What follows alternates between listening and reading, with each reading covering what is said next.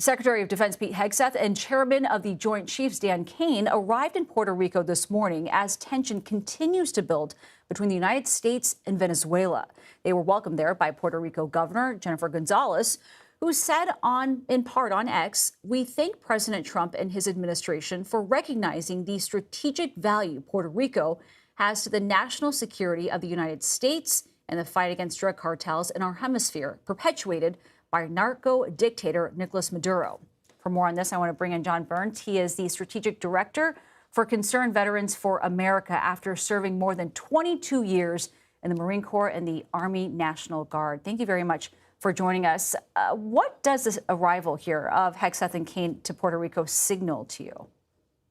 Well, thank you, Nancy, for having me on. I think there's a lot of signals there. One of the key takeaways for me, aside from just the situation with Venezuela and the drug situation in the Caribbean, is the National Defense Strategy, which is a little overdue, is said to be released within the next 7 to 10 days.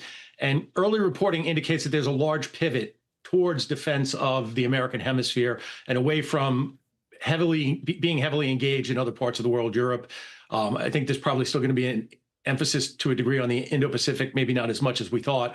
But this is the key role that our Department of Defense, Department of War should be playing.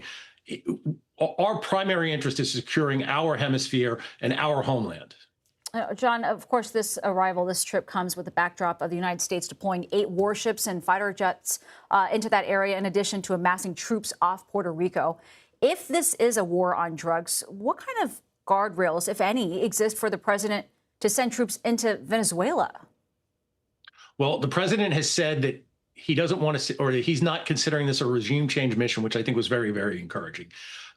Obviously, unless there's a compelling reason of immediate national defense, the president really should be seeking congressional approval for any kind of use of military force that's aggressive and not immediately necessary to stop that imminent threat.